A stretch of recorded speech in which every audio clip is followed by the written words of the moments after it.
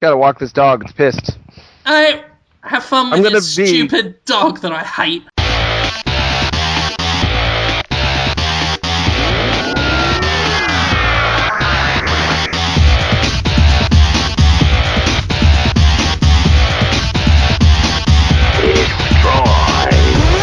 You just refer to yourself as the dog's single parent. Pretty much, because my wife's always at work, so it's just me and the dog. Ah! But she's, like, into me. It's weird.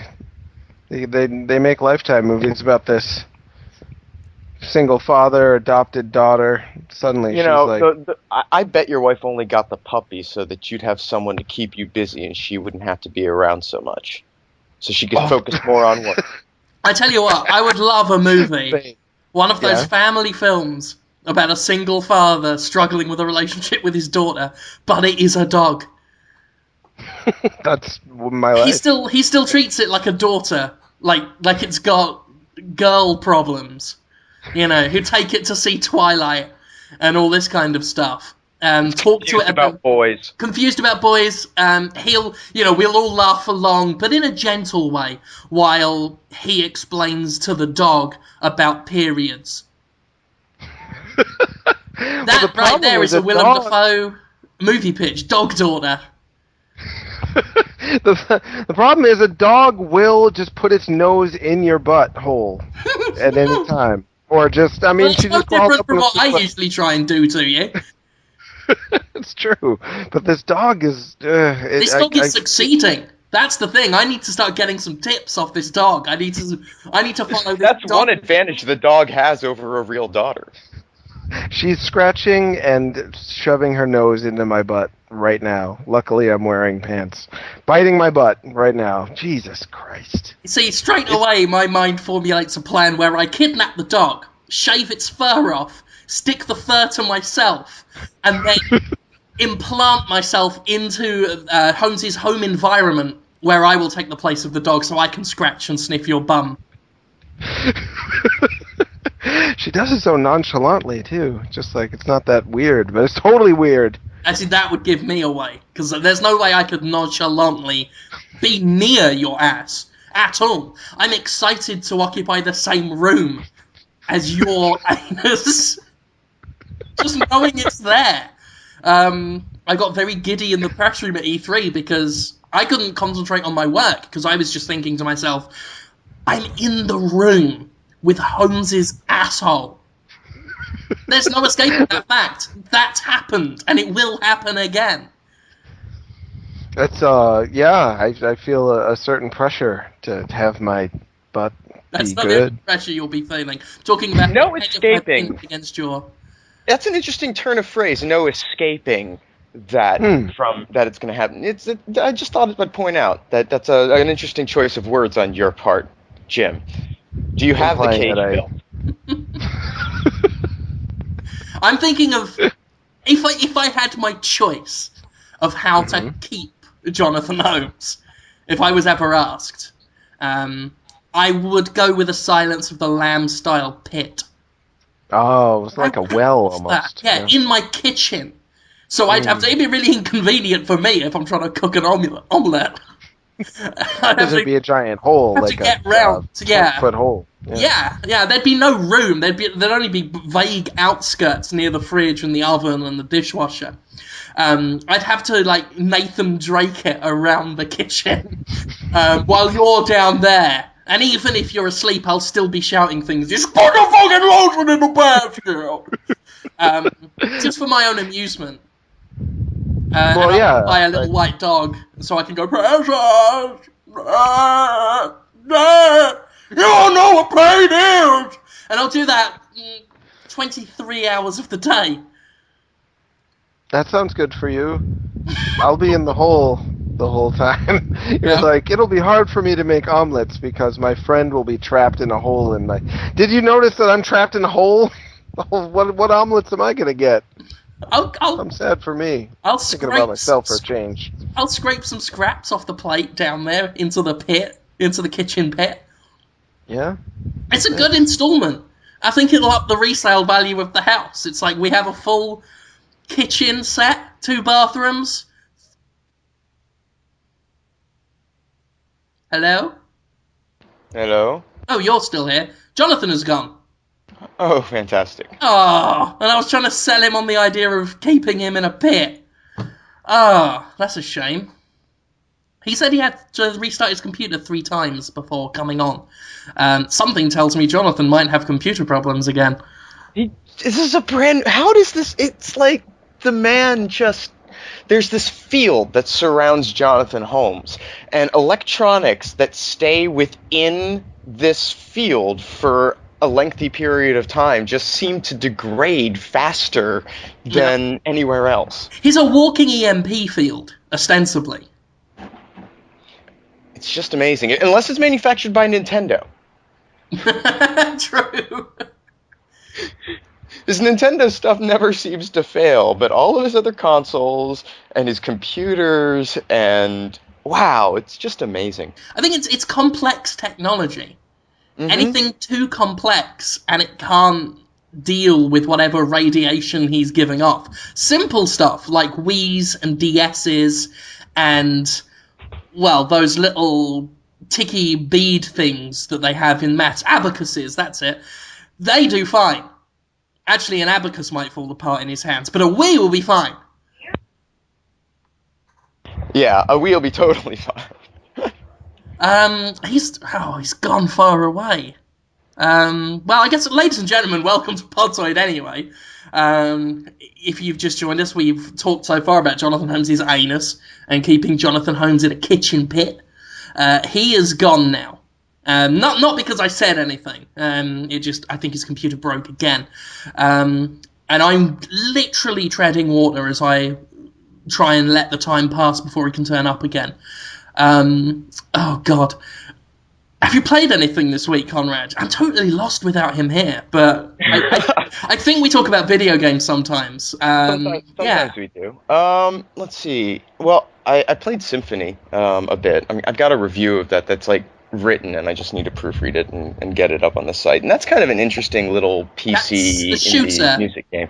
Yeah, it analyzes your music tracks from your computer and then generates the waves of enemies based upon that. Yeah, and it's all right. I mean, I'm not like super pumped up about it. It's kind of really bad UI. If you have a large song collection, a large music collection, and I don't anymore, blessedly, because it would just be unnavigable here. It can read metadata from, MP3 tracks and so forth, so you can get artist and album looks if that stuff is tagged. But it does every other audio format that seems to be popular for the purposes of music, and all of that stuff just winds up in a big old list of file names.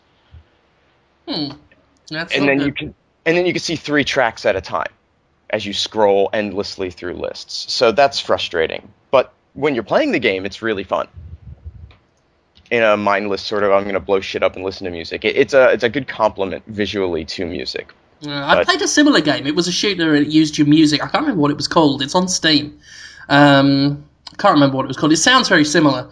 And then, of course... Beat Hazard, maybe? Beat Hazard, I think that was it, yeah. Always interested about that kind of stuff. I never feel the music has that much of an influence on it. It must do under the hood, but... I don't know. I guess it's difficult to make it really in tune with the music. The way this one does it, the waves of enemies tend to move in on beats. Much like you would imagine comes from a Winamp visualization, pushing out at the borders and so forth. But when the music accelerates tempo or gets more complex, has more elements in it, the game gets faster. And the screen turns red, which is really interesting because enemy ordnance is also red, and it becomes very difficult to pick out enemy fire in amongst the fact that they're all moving much faster, and there's usually more of them at these points. And so it gets hectic, and that part of it is kind of interesting and works well with the music stuff. But on the whole, it's really difficult to make that impressive, I think. Whoa, what are you talking about? What? While you were gone, we were talking about video games. But now that you're back, I've got a bit of a bone to pick with you, actually, Jonathan. What'd I do? I wanted to talk to you about this at the beginning of the show, but mate, John, I'm saying this as a friend. Yep. it's starting to look really bad for you. So if you could just, you don't even have to make a big deal of it. If you could just let Pussy Riot go, just let them out, just get it done under the table. I won't make a big deal of it. You know, the Guardian won't make a big deal of it. Just, dude, come on. Me? I didn't. What did I have to do with it? Free Pussy Riot, Jonathan Holmes. I would. Get it done. You're the man. I'm not the Russian judge. I'm not the jury. And while you're at it, on the same day we find out that you've banned gay pride marches for the next 100 years. What? That's exactly my reaction. Why is Jonathan Holmes doing this? Like, first he locks up Pussy Riot, who were doing nothing really that bad, and then bans hooliganism. We've all hooliganized over the years, and not letting gay pride marches happen for another 100 years. People are getting really pissed off at you. Who said I did these things? I didn't do any. I'm just saying. Who told you I did that? They're calling you draconian, Jonathan. Medieval. Who is they? Who would? Is that what they're saying about me? The media, the Twitter. You only have to put in hashtag Pussy Riot, and they can see, like, you know, they're talking about you. I wish they wouldn't. That was the judge, the Russian judge lady, and Putin. Putin could pardon them. Maybe that's all. Maybe it's all Putin's plan to pardon them later and look good. Wait, you're telling me you're not Putin? I'm not. Vladimir Putin? Vladimir? No. I thought that was what you did. Like, when you weren't writing on Destructoid, I thought you were Vladimir Putin. No, he's a handsome gentleman, full head of hair, Russian. A lot of differences between me and Putin. What a great name, though. It's a fantastic name. Yeah. Ladies and gentlemen, don't worry. Jonathan Holmes isn't Vladimir Putin, the Tsar of Russia, as some of us have erroneously believed for about 5 years. Wow. So I'm sorry to the real Vladimir Putin for that mix-up. I've been giving the wrong man credit for all of his work. Not all of it fine. You know, not all of it good. But, okay. Oh, that's good, because I thought I'd have to stop being your friend. I would be pretty mad at Putin, too. Think about how mad Putin would be if he just knew... keep saying Putin. I know, it's fun, isn't it? Yeah. There should be a Mario villain named Putin. Just like a little farting plant or something. The Putin! Anyway, because he would hate the show, Putin. Probably, yeah. Yeah. Talk about hooliganism. Hooliganism? Talk about, we're saying that Christianity isn't always that great. I guess that's what he was mad at the riot for, the Pussy Riot, because they were like, Christianity, not always that great. Well, he's just a very, very serious kind of thuggish guy. I read a really fascinating book on Putin and how he came to power, I guess, late last year. Dude's scary. Like, he just terrifies me in general. And it's so unfortunate. Like, that country just kind of wound up right back where they started with their whole. And he looks like a supervillain as well. He really does. He looks villainous. You could imagine them taking off like Mysterio's fishbowl and he's underneath. I'd like to see Daniel Craig portray him in a movie. Actually, handsome Putin.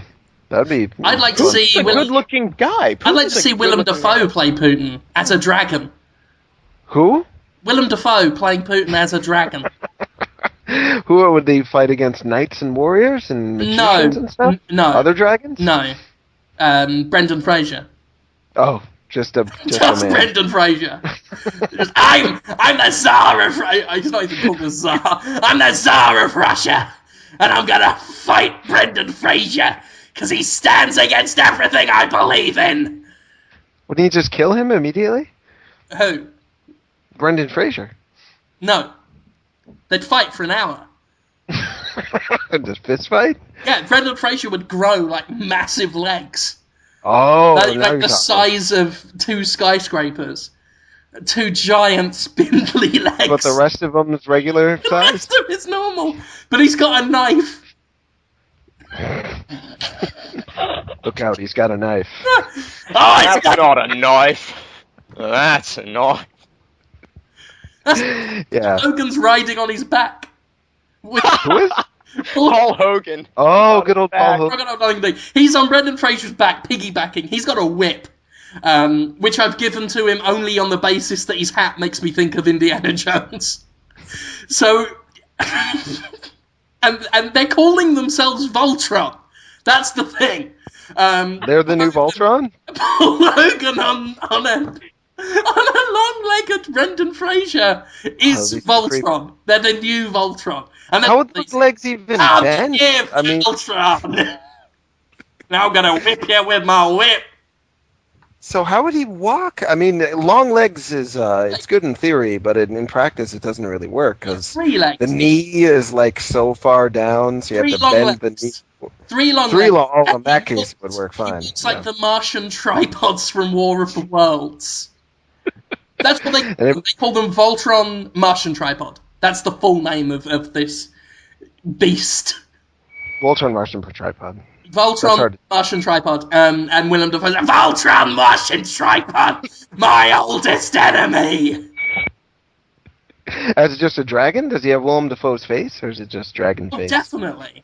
It's kind of course. Yeah, it's a dragon, but with Willem Dafoe's face, like CGI, obviously, just like this long forked tongue slicking out of it. Forked tongue with Danny DeVito's head on the end of the tongue.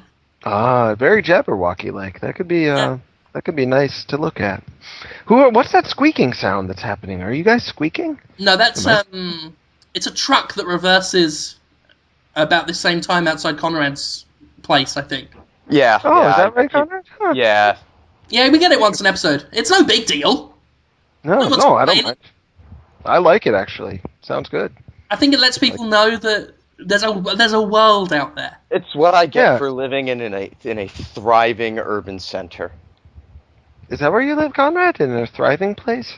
Well, I mean, it's pretty active. I do live in. Did you not hear the downtown kind of area? It's not like a suburb, so we get trucks. There's businesses all around me, and it's very retail, residential. Oh, gives you a nice sense of place. And you're in a drought, right, Conrad? You're in the midst of a drought. I just know that it's ridiculously hot. Just absurd. And I came from Arizona, so that sounds dumb to say. You leave a place that it's 120 degrees today, and then you come here and it's like 98, and I'm bitching, but the humidity does make a difference, and I have no air conditioning here.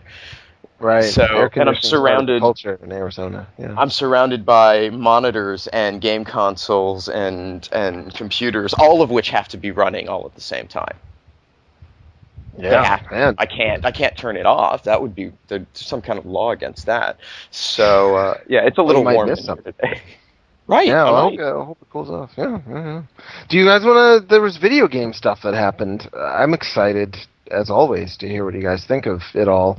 Did I miss it already though? You were talking about screen turns red, Conrad, and then to the music, the enemies attack, or what game were you even talking about? Something about dancing. No dancing. It's I can't talk about that. Oh, okay, sorry. I can't talk about that other thing. I can talk about Symphony. When you came back, that's what I was talking about. I was talking about Symphony, which is a PC indie shoot 'em up that generates its stages based on your music. Oh, I love stuff like that. There should be a review up probably by the time this people hear this, I would assume. Oh, cool. Or shortly thereafter. I'll check that out. Maybe we could get them on the Sup Homes sometimes. That would be fun. Oh, yeah, I need to know who's on this week. I think I just got confirmation as I was falling asleep last night that it's the developers of Sound Shapes on the PlayStation Vita. At least one of them, hot. maybe two of them. Yeah, I'm grateful for them. They took a while to decide whether they would be on it. I asked them last Friday, or I asked Nathan Vila from Cappy Games to be on. I've been asking him for months, and he said maybe, and then I asked him if he wanted to talk about Sound Shapes, and then he got me in touch with those guys, but they were hesitant to commit, but I'm pretty sure they're going to be on. 99% sure. So that's fun. Yeah. I still haven't played it. I've looked at it. I've heard it. I know Beck is on the soundtrack. I know that Super Brothers, the artist who is largely responsible for Sword and Sorcery, did some of the art. I know the creative minds behind it are great, but I haven't actually played it yet. Have you guys played it? Are we reviewing that thing? You know what I'm talking about, Jim? Sound shapes? Sound shapes. Yep. Yep. We got a guy on it. Oh, good. That's the PSN platformer music-y deal. It's not Vita only then. It's PSN too. It's on. You can get it, play it on PS3 and PS Vita. Yeah. Oh, I'll just buy it today then. I haven't been keeping up.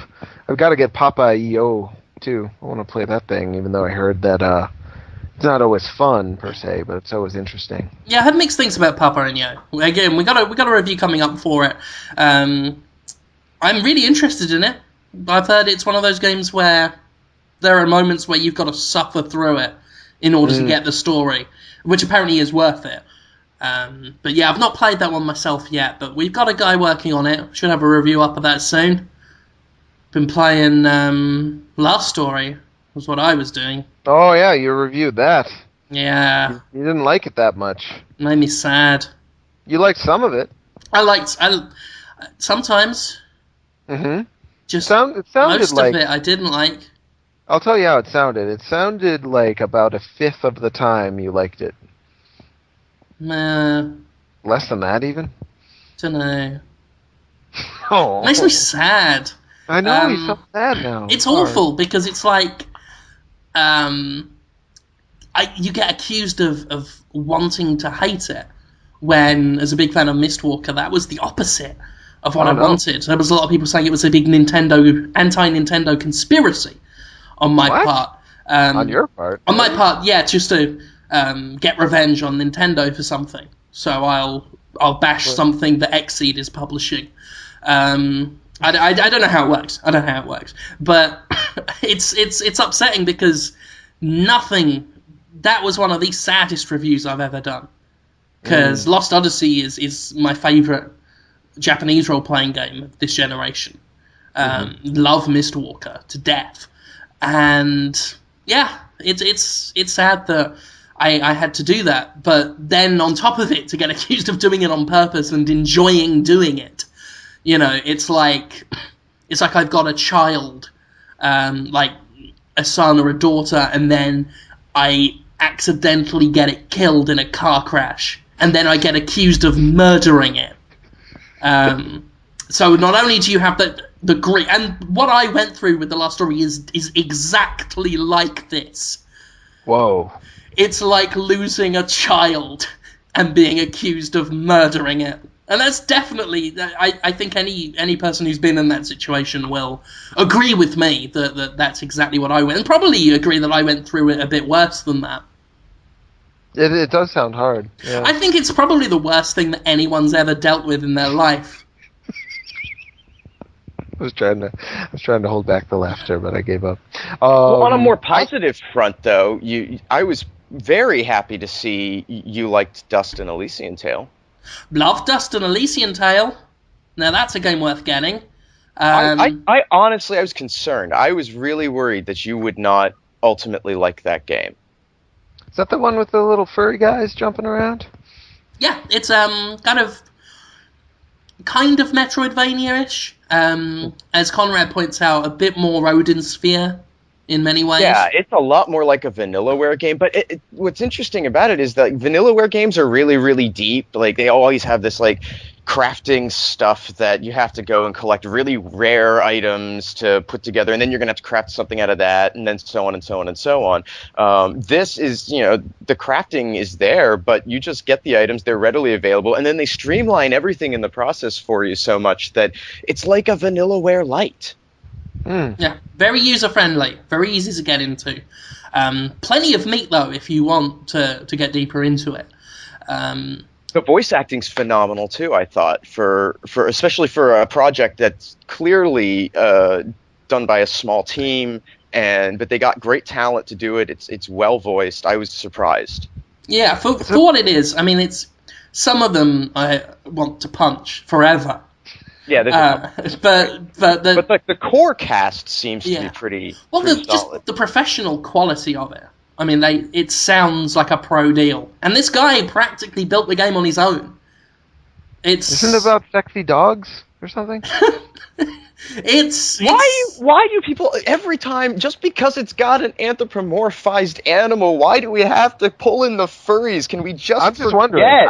I'm just asking. Can we just forget that aspect of the culture exists and allow them to have it? Well, I got accused of protesting too much when I mentioned. A guy was like, "Oh, you mentioned the furry thing a lot in that review.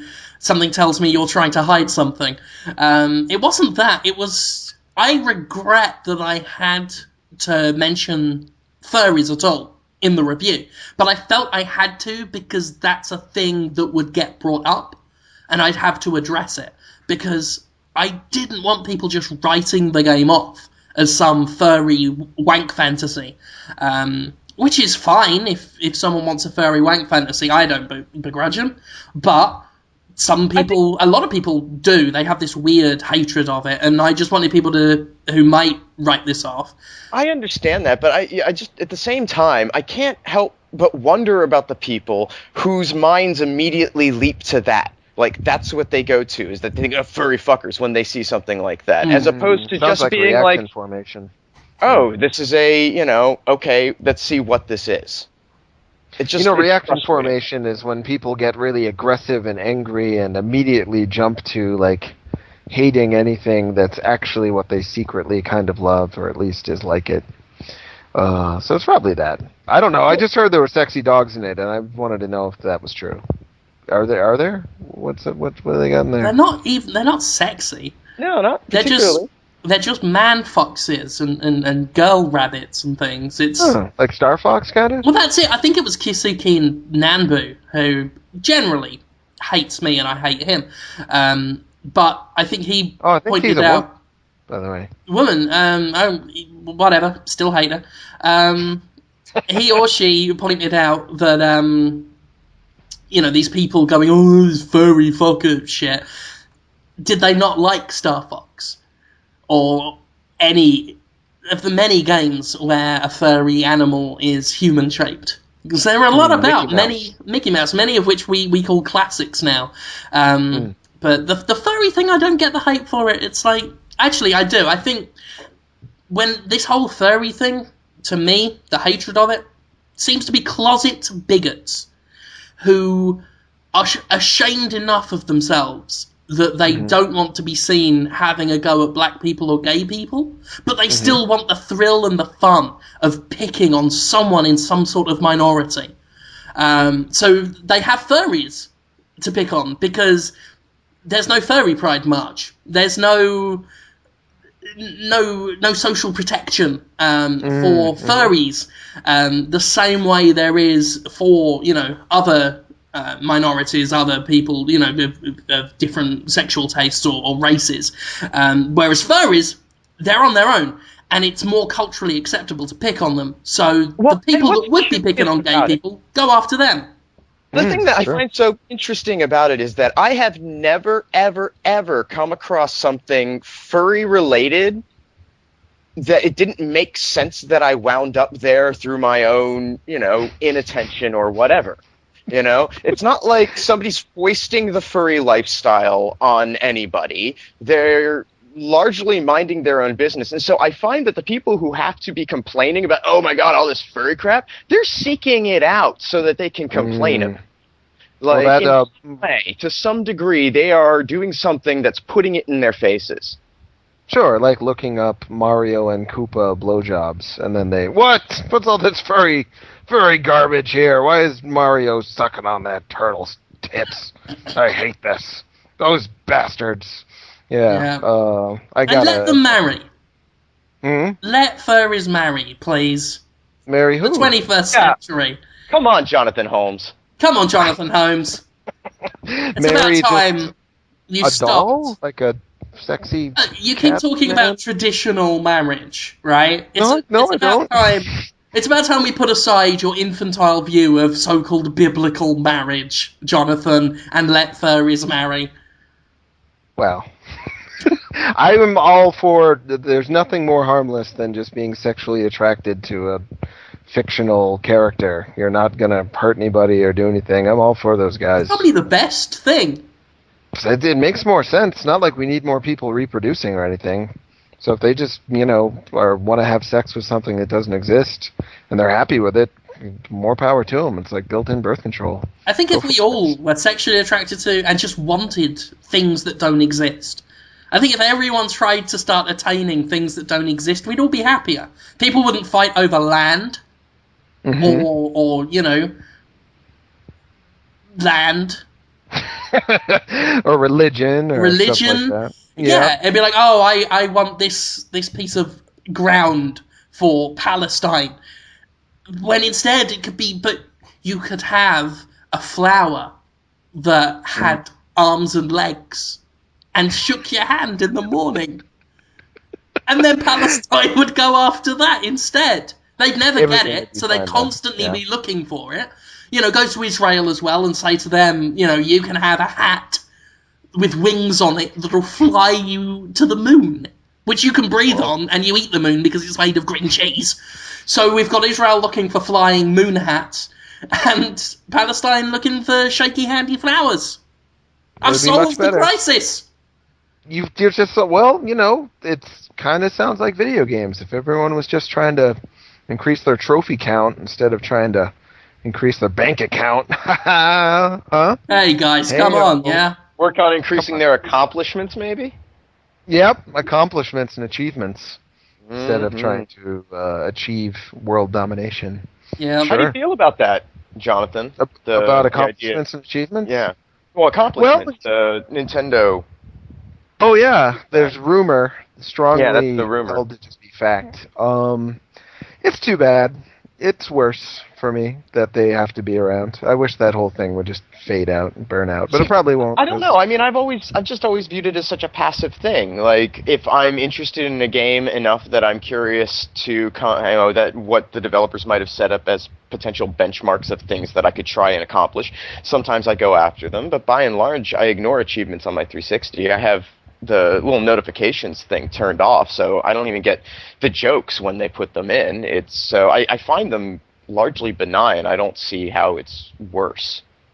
Yeah, it's not worse because they're optional, which is nice, but they make just the development philosophy worse a lot of the time, and I don't think this is an original thought I'm having. I didn't steal it from anybody, but after I noticed that I felt this way about achievements, which I've largely ignored anyway, but I really, after a while, the culture behind it and reading article after article about people who go out, spend their time on games they don't even enjoy just to increase their gamer score and then sell the game back and get more games they don't like, and just playing games to chase a imaginary idea of doing something important and increasing their social status in whatever circles they're in online or whatnot. But how does that affect you? It just makes the world a worse place. Just like, people are making games and playing games. It's the same as when people are like, but Jonathan, let me ask you this. Yes, right? Jim. What is worse in life? Right? No. Someone buying Naruto for his Xbox 360, or King Kong for his Xbox 360 to get all the Chivos, right, and add to his gamer score, or a man with two different spiders from two separate species in a glass box, poking them with a hot needle in an effort to get them to fuck.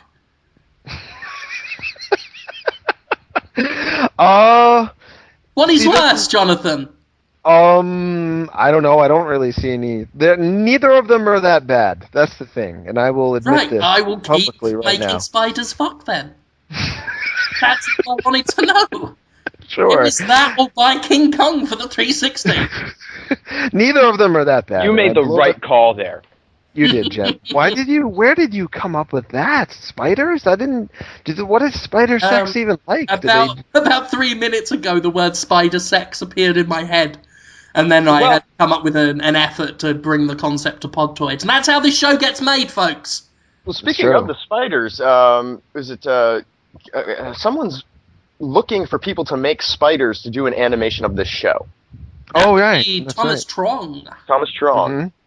Yes. A neat guy. He's, guy. I don't know. Oh, is this the community thing he wanted us to talk about? Yeah, I think it is, which is why I brought that up. Yes, okay. Oh, very nice. You say it, Conrad. You sound more professional than it. Oh, God, dear Lord. Okay, well, anyway, one of the frequent, viewers, listeners, contributors, one of our friends is putting together a new animated series. He did a video earlier this year with an exchange from Podtoid, all animated out, and he's going to make it a regular thing throughout the year. And so he's working on the first episode, and the first bit of it is going to be based on the Adventures of Spider-Man idea that Jim cooked up for Holmes a few episodes back. And so he needs people from the community to create spiders using this template that he's designed that will then be used in the animation, and it's going to be debuted at our PAX Prime panel. So if you go to Destructoid, it sounds like a lot of fun. If you go to Destructoid, the blogs, his username on there is Cutie Honey. There's also a thing in the forums about it. Just go check out the Podtoid forums, and you can find out how to get involved in that. He's got a template. It's real easy, but it's going to be cool. I'm really excited about it. The template is based on the spiders from Rhythm Heaven Fever, I think. It's like one of my favorite games ever. Yeah, it looks cool. Yeah, and he's documenting how he's doing the whole thing. It's really kind of interesting to check out how he's putting it together. He's not. I don't think it's a profit deal for him. God bless him if he makes money off it somehow. But he's really just doing this because he likes this show so much. And the prior episode he did, that was Jim talking about necromancy, divine cybermancy. Yes. My mistake. That made us seem so much more funny than it really did. It really did make you guys seem funny. He will be contributing. You can see his thing at the PAX panel. Destructoid's PAX panel. How to make I forget what I called it, but it's on one of the dates. It's on Friday at 12:30, I think. Friday at 12:30 in the Unicorn Theatre, I think. It's brave that they let us back in the same one. I thought they'd chunk us to a smaller one where we can do less property damage. Yeah. I should point out, though, that I'm not going to PAX. What? You're not going to be at the panel either, Jim? In person, I won't. I will still be very involved with it. Still organising it, still, going to make sure. I didn't want to just abandon it and tell everyone else you're on your own now. So I'm still getting it all, set up. I will be contributing to it. I'll have a video of what I was going to present anyway, which works better in video. So that'll debut at the panel, and we'll have everyone else. Conrad, Max, and Tara from the Destructoid show will be there. Better than me. Dale North will be around. Hamza doesn't like presenting things, but he will be there. Chad Conselmo, of course. Jordan DeVore, a PC guy. Another. We got like 10,000 people registered for the panel. It's going to be fun. I won't be there in person, but I will be there in some form, like a ghost. Gaseous. Like Ghastly, the Pokemons. I was thinking Symphony of the Night Alucard. You're kind of Alucard-ish, Jim. You've got like a debonair exterior, but inside... Why was there never a gaseous snake? A what now? Gaseous snake. We had liquid snake, we had solid snake. We never got gaseous snake. We had Solidius snake, which could be anything. Yeah, good point. Maybe that'll be next. I guess because you can't make it sound like even in stealthy. Well, it's hard to be stealthy when you're gaseous, isn't it? Well, I mean, even in a video game series where people have names like Vulcan Raven and Revolver Ocelot, Psycho Mantis. I think even for Kojima, Gassy Snake is a bit too far.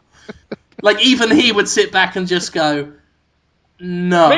Maybe eventually, Solid Snake in his later years, he made the transition. He's sitting there in the grave, just like, oh, that was cabbage. I don't know why he's English in this. He should be. So I won't be at PAX, but here's the thing. I've been thinking about stuff, Jonathan. Yeah. Because you're not going to PAX. I'm not either. No. I'm I'm not missing going to out. PAX. Yes. People are missing out on us, and that is sad for them. I guess. And I'm it's missing sad out on them. for me, and it's sad for you. It is. I love PAX. It's my favourite event because I love the community and the great guys and gals. Video games. Mm. And I get to mingle with the people and go to Seattle, which is a great city. It is pretty nice, yeah. It's a lovely city. Mm-hmm. So I thought of something, Jonathan. Yeah? You and I should run our own convention. Oh, no. Oh. You don't have to worry too much. It will be in Boston. Okay. Don't they have a PAX East, don't they? In Boston. Yeah, we'll do it at the same weekend of them. Oh. In in a building across the street from theirs. So we can sponge off their audience. And people will be excited. Because your face, I'll make it out of papier-mâché. It'll be about the size of a fully inflated hot air balloon, just your face on a big stick. Oh. Just revolving. With laughter, just like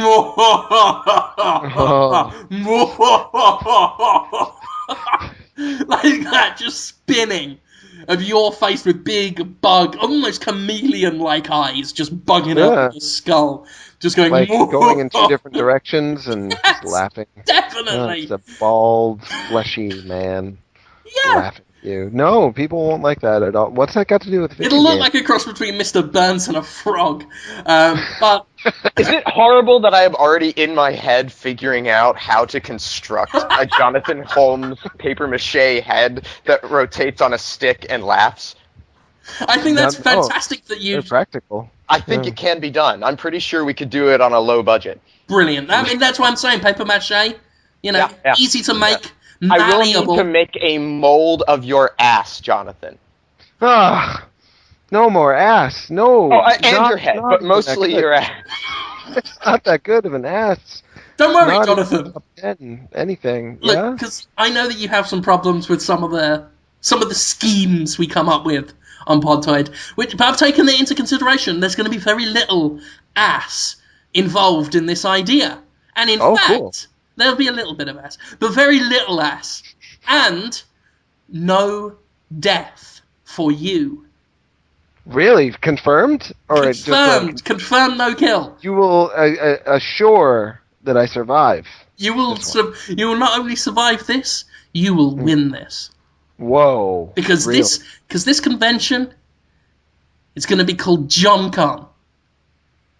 No, it's not. Yes! JohnCon. It's going to be about you. Yeah. With me a little bit. But mostly you. And that's not a terrible, terrible idea. I mean, they're going to want it to be about you when they see a big rotating you head. They'll be a bit disappointed if they say, look, that is Jonathan Holmes' giant, bug-eyed chameleon head laughing at us, imploring us to come to this convention. Oh, wait, there's nothing about Jonathan Holmes in this convention. Well, I've been misled. That's what people are going to say. No, I mean, it's not like people will see the giant papier-mâché laughing beige chameleon frogman and be like, oh, Jonathan Holmes. Yeah, they will. They'll be like, what is that terrifying giant sculpture screaming at me? I guess I'll, out of morbid curiosity, go see what's going on inside there. They're not... And then they'll see leaflets all over the floor with JohnCon written on it. I'm going to be printing leaflets with JohnCon, and I'm just going to throw them on the floor. So that people look down and they say the streets are paved with JohnCon. And they go really upset. They go into the Piltdown Man Convention Center, or whatever it is, and there'll be lots of Jonathan Holmes themed fun. There's no such thing. What does that even mean? Right? Action figures. Oh, that's not... Action figures, I could probably, steal some. I'm going to steal a load of WWE The Rock action figures and scribble out his name and put Jonathan Holmes on it. We'll sell them for $50. $50? We'll just tell them you were in the WWE one time. I was. There you go. So we'll sell them $50 collector's action figures of Jonathan Holmes. Bouncy Castle. Bouncy Castle? Yeah. What does that have to do with me, Bouncy. Jim? I'm not as marketable as you may think. Most people think I am a sub-regular guy. Like, there's, exceptional guys, and there's normal guys, and there's, like, a little bit less masks. than normal. Latex masks of your head. I'm trying to think how we do that. I'm thinking latex Freddy Krueger Halloween masks, because he is bald. All right. We just soak those masks in coffee for a couple of hours. He's charred. I mean, if I'm already getting the mold of Jonathan's head to make the other things, I can make the masks with that at home. I mean, I'll find some cheap materials that probably won't be poisonous. Okay, we'll do that then. Jonathan Holmes ties.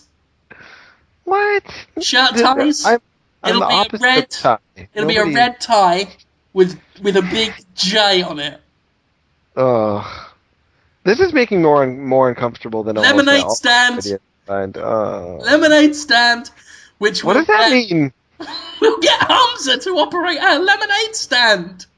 But I'm not involved in that in any way. Holmes nuts. Holmes nuts. Get your hot Holmes nuts. Holmes nuts. Yes. Who wouldn't? Who wouldn't, Jonathan? I'll run around with handfuls of nuts and I'll shove them in the kids' faces. I'll say, get a mouthful of Johnny's nuts. How about that? No, the don't spider, do that. The spider realm. The spider realm? Yep, it may sound like I'm just saying names and then desperately stalling for time to come up with ideas justifying the name, but that's not what's happening. The spider realm. Yeah. It's a row of glass tanks full of spiders, and everyone gets given a hot needle, and they poke at the spiders until they fuck. Is that how spiders get aroused? That's how they get threatened. You stick that spider dick in that, or I'll keep poking. Wow. So a hot needle is like a spider... artificial penis. Little cattle prod. It's a I little see. cattle prod. It's a fuck spiders. First one to get successful spider sex completed to orgasm wins. Plush Jonathan Holmes. Cuddly Johnny. Never limited distance run. I think my self-loathing is what makes me hate this idea the most, because I don't even like looking in the mirror. The most. I can't stand watching any video I've ever been in. I'm mortified by that. I have come up with an idea that will make you win. In which you are the champion, and that'll be your official job title. You will be the resident champion of John Gone, and you've got a problem with this. Neither of us are going to PAX. This is a gaming expo. It's a very flattering idea, Jim, and I do appreciate it. DS? It's not a good idea. DS? You DS? are... Jonathan, DS! Jonathan DS? Jonathan Dual Screen? Jonathan DS! Right? How's this for an idea, right? Yeah? Bring your DS to the show. Uh-huh. Play it. I do that at those shows all the time. Hey, I can't help it. Live the life of Jonathan Holmes. Play your DS at a convention. It'll be a role-playing experience. Live the life. Street Pass. Find Me. I love those games. Yeah. Play Sonic the Hedgehog.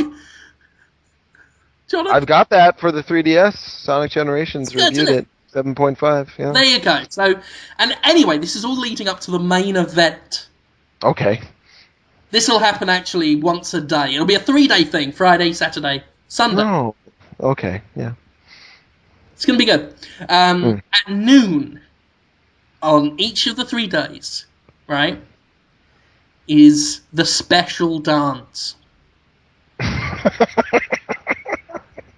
So, at the middle of the Piltdown Man Convention Center, or whatever it's called, we are going to make it up so it looks like a charming village square. Mm-hmm. Like a fantasy one, like Final Fantasy or Dragon Quest. So okay. Like in Chrono Trigger when they had that fair in the beginning. it'll look, yes! You see? Yes. See? Now you Yeah, think, I love that. we'll make it up So like that the music will Chrono, be playing. Mm-hmm. get the music playing, everyone will gather around. It's like, noon! It's dance time! Yay! All the kids will be there, all the mums and dads. They've all come to see you, Jonathan. They've all come for you and me, Olivia. And as people clap and as the Chrono Trigger music plays, we'll come out dressed as court jesters, the finest in the realm, and we will dance. We'll do jaunty jigs, where, you know, hopping on a leg and lifting our feet and slapping our ankles, like that kind of dancing. We'll go Kaloo Kalay, we're here today, John Connie's fun, so punch me on the bum. And then I'll jump round and stick my tush out, and you'll give me just a little punch on the butt. And then we'll sing it again, Kaloo Kalay, we're here today, John Connie's fun, and I'll punch you on the bum. And then you turn round and stick your tush out, and I'll give you a little boop on the butt. And people, I tell you what, Jonathan, people are going to go fucking mental when they see this. People are going to go out of their fucking minds. They're going to go, right? Shit be cereal cray.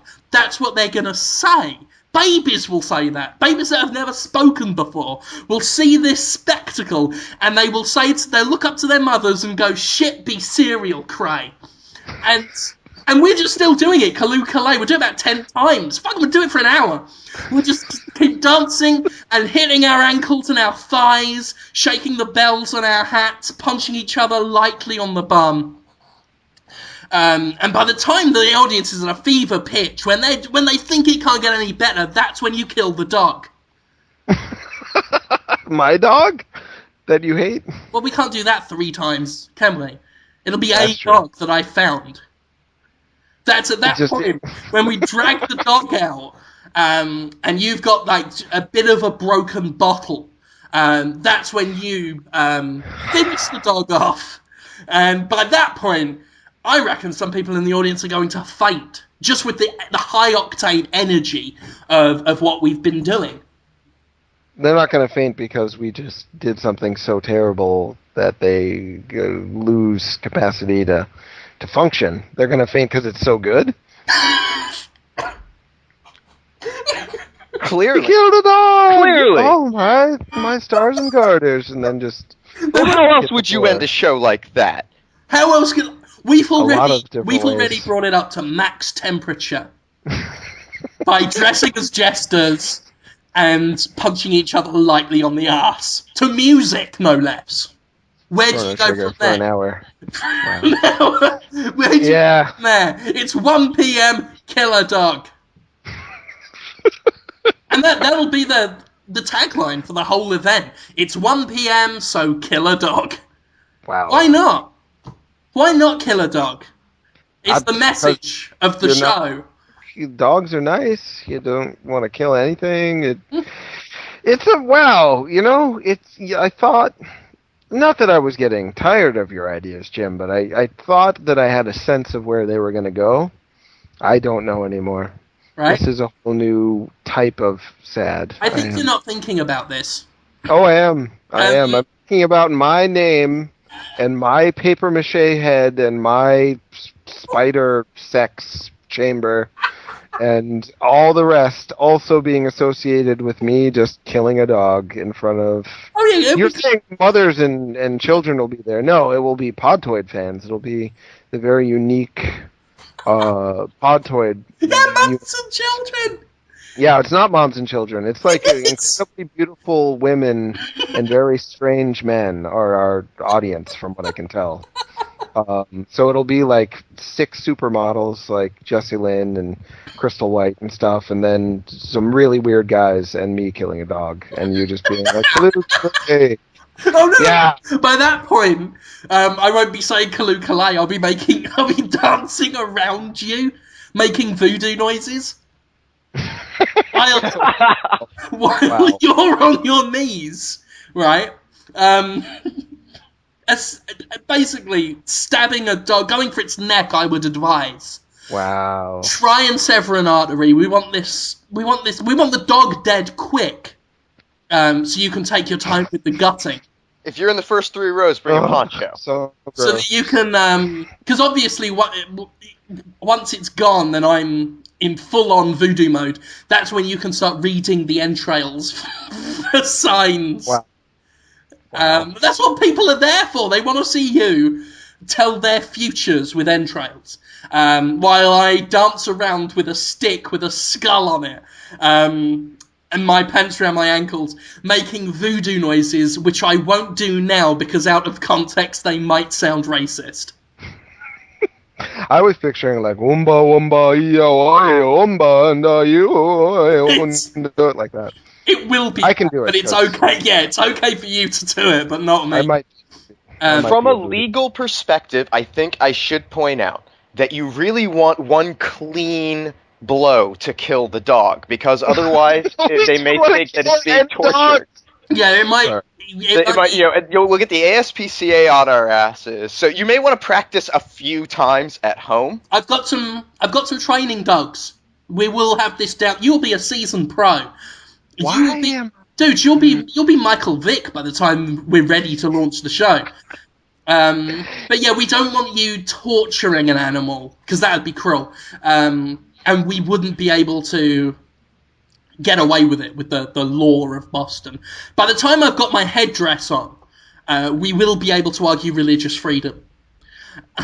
but until that time, we'll have to keep the practice dogs secret. No, you can kill a dog. I'm not talking about eating a dog, Jonathan. I didn't say. I never said you're going to be eating the dog, did I? Really? You want to eat the dog? I never said. I don't even like eating chicken sometimes. Do you I think that's just going too far, don't you? I don't know, Jonathan. Do you want to eat the dog? No. I mean, it would help. No. us I like dogs. Could you at least pick up a bit of intestine and put it in your mouth and kind of chew on it and look at the audience and stick your tongue out while putting your arms out like a predator and just go rah, rah, rah. It's funny because when you talk for long enough, I start to lose my mind a little. And it's like you poison my mind. And I start to actually think, well, I can't talk him out of it, but maybe I can, I'll just join him where he's at mentally. Terrible place. Be like, well, I guess we could euthanize a dog that was dying, maybe, in front of us. We got a pet where the doctors were. That's one way you can kill a dog and not get in trouble. Jonathan, they would be healthy dogs. Oh. They've got to be, because they give the best readings. There's a dog licking my face right now. This dog wants to poop. I want that one to be the first. I know you hate trouble that dog causes this show. She's been quiet this week. I'm getting her quieter. She's pooped outside every day since Friday. I like the way you describe me, though. It makes me sound like the marker from Dead Space. Yeah, you do have I'm the marker and you are my Isaac. Yeah, you're like the Slender Man, kind of. My mind gets static. I'm not the Slender Man. Oh, no way you are. You're the Porky Man. Oh, come on. Urban legend. The fat fuck. Oh, shit, here comes the fat fuck. That would be an awesome game. I'd play that game. The Singularity. The Singularity? That's too smart of a joke. I only sort of I'm sorry. You're smart. Sorry. There's so much stuff I want to talk about this week. Are we almost out of time? How much time do we have? Oh, we still got some time. In fact, we got plenty more time to talk about John Gone if you want. Oh! No? Sir Okay. Toby sent us a new sex doll. Oh, yes. Fuck, I forgot to get back to him. I'm glad you got to him. I can try to do this one if you want. Should I? Okay, I'll try to do it. It's from the creators of the Britney one that just made you hate your world and feel terrible. Oh, for anyone who's listening for the first time, every now and then we find sex dolls or other sex toys with funny summaries written on the box. Sort of funny. Well, they're not. They're kind of upsetting, but the way Jonathan reads them makes them funny because he's a very tired and sad man sometimes, and these make him That's sad. true. I will try to be funny, but no promises. So this one, the last one from this Superstar series of blow-up dolls was Britney Bitch. And this one's called Finally Miley, with 3 achy love holes. Oh dear. 3 achy love holes. Achy? Yeah. Oh, wait, she had to go... so they gotta bring her father into this shit, too? I guess. I don't know. Yeah, or her father is being Cyrus Brooks or something. I can't remember. Billy Ray Cyrus. That's it. And, you know, she's actually quite attractive, the Miley Cyrus lookalike. She seems good-natured, smiling, showing a lot of cleavage for some reason, but seems like she'd be a nice person. And on the back it says, "What would Daddy say? First she's taking bong loads, now she's taking ball loads." I mean, meet, then capitalized. Meet finally Miley, the smiley little stoner slut. I hate reading this. Who's young, dumb, and old enough to come. I hate the word come. I'm so sad and grossed out. She's legal now, and out to prove that Daddy's little girl can hoe down and go down with the best of Hollywood horse. She's had years of practice speaking into the mic, and now she's ready for yours. Your mic, I guess. Just add air, I know. Just add air, and this teen queen pole dancing princess comes of age right before your own eyes. Her 3 lonely love holes are aching for good old down home dicking. I hate reading this. So, what are you waiting for? There's a party in her panties, and everybody's coming. Coming! I hate that word. This was not. You know what? The person who wrote this, as opposed to the person who wrote the Britney one, this person actually seems to like Miley Cyrus. True. He's almost on her side. Right. Yeah. I like the way it was written, as if Billy Ray Cyrus told Miley she couldn't suck as much dick as him. She's out to prove that Daddy's little girl can go down with the best of them, as if there was this argument they had where Billy Ray was like, "You are not gonna suck those dicks," and she's like, "Oh, suck 16." Explain Billy Ray's success. You know, how he got that really awful, repetitive song onto, like major Billboard as opposed to just the country charts. Oh yeah, yeah. It's probably due to his dick-sucking skills. Yeah. So I can see where that challenge could be, levied. It's going to be an amazing autobiography. One woman's journey to suck more dick than her dad. That would be a hit. Yeah. That would sell. Yeah, absolutely. Well, thank you, Toby, for that. Thank you. It's a thing I read. I really hated reading that one. It was still pretty gross.